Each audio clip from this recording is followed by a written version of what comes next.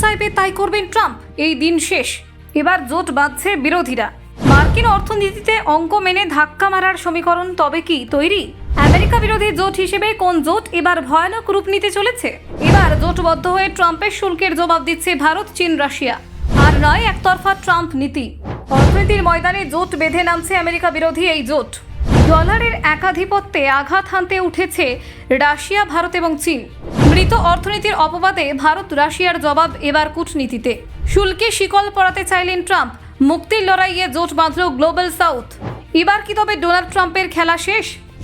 দেখুন, গত সপ্তাহে গ্লোবাল সাউথ এক অভূতপূর্ব কূটনৈতিক তৎপরতার সাক্ষী হয়েছে। ভারত, চীন, ব্রাজিল এবং রাশিয়ার মতো দেশগুলো একের পর এক বৈঠক এবং আলোচনায় অংশ নিয়েছে।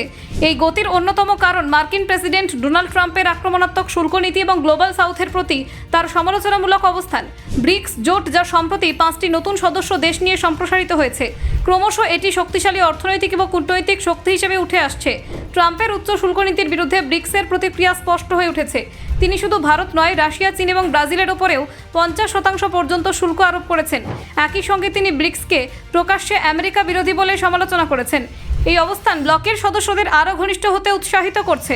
অর্থনৈতিক বিরোধের পাশাপাশি ট্রাম্পের ক্রিপ্টোকারেন্সি নীতি পরিবর্তনও নজর কেড়েছে। একসময় বিটকয়েনকে কেলেঙ্কারি বলে উড়িয়ে দেওয়া ট্রাম্প এখন যুক্তরাষ্ট্রকে বিশ্ব ক্রিপ্টো রাজধানীতে পরিণত করার জন্য উদ্যোগী হয়েছেন। এই পরিবর্তনকে অনেকেই সম্ভাব্য ব্রিক্স মুদ্রার হুমকির পাল্টা কৌশল হিসেবে দেখছেন। ব্রিক্সের ভিতরে গত সপ্তাহে একাধিক গুরুত্বপূর্ণ কূটনৈতিক পদক্ষেপ হয়েছে। প্রধানমন্ত্রী নরেন্দ্র মোদী রাশিয়ার প্রেসিডেন্ট ভ্লাদিমির পুতিনের সঙ্গে দীর্ঘ ও বিস্তৃত আলোচনা করেছেন। এর একদিন আগে ভারতের জাতীয় নিরাপত্তা উপদেষ্টা অজিত ডোভাল মস্কোতে পুতিনের সঙ্গে সাক্ষাৎ করেন।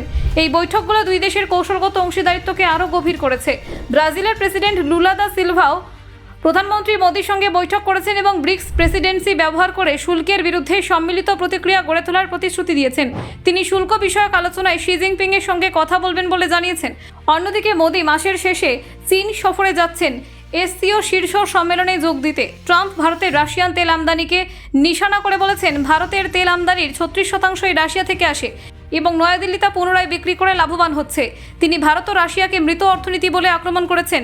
এর পাশাপাশি তিনি সতর্ক করে দিয়েছেন যে মার্কিন স্বার্থের বিরুদ্ধে একজোট হওয়া ব্রিক্স দেশগুলিকে অতিরিক্ত 10% শুল্ক দিতে হবে। ভারত এই শুল্ক নীতিকে অযৌক্তিক বলে নিন্দা করেছে। বিদেশ মন্ত্রকের মুখপাত্র রণধীর জয়সওয়াল স্পষ্ট জানিয়েছেন, রাশিয়ার সঙ্গে ভারতের সম্পর্ক দীর্ঘস্থায়ী ও পরীক্ষিত এবং যুক্তরাষ্ট্রকে এই সম্পর্কে তৃতীয় দেশের দৃষ্টিকোণ থেকে না দেখার আহ্বান জানিয়েছেন। ব্রাজিলও ট্রাম্পের সঙ্গে সরাসরি আলোচনা করার প্রস্তাব প্রত্যাখ্যান করেছে। লুলা বলেছেন, তিনি এমন কোনো আলোচনায় যাবেন না যা তাকে অপমানিত করবে, বরং তিনি ব্রিক্সের সম্মিলিত অবস্থান ব্যবহার করে প্রতিক্রিয়া জানাতে চান।